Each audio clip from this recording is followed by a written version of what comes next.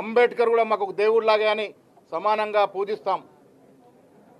రాజ్యాంగ నిర్మాత భారతరత్న అంబేద్కర్ విషయంలో అమిత్ షా చేసినటువంటి స్టేట్మెంట్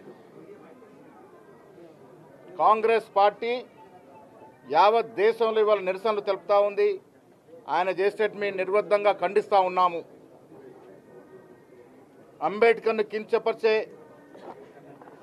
విధంగా చేసిన వ్యాఖ్యలు ఈ దేశ ప్రజల గుండెని గాయపరిచింది.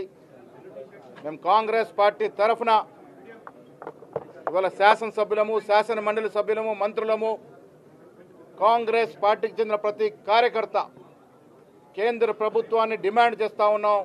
అమిత్ షాని హోంమంత్రి పదవి నుంచి తక్షణమే బర్తరఫ్ చేయాలి.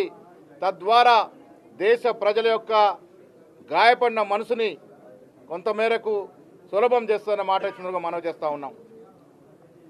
అమిత్ షా వాడిన భాష, మాట్లాడిన మాటలు అగ్రవర్ణాల పోకడని ప్రతిబింబిస్తూ మనువాద దాన్ని ఆ సంస్కృతిని ఒక్కసారి గుర్తుకు తెచ్చే విధంగా ఉన్నాయి.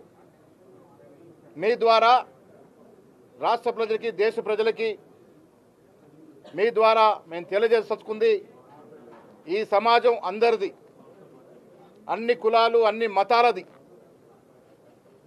ఒక మతం వైపు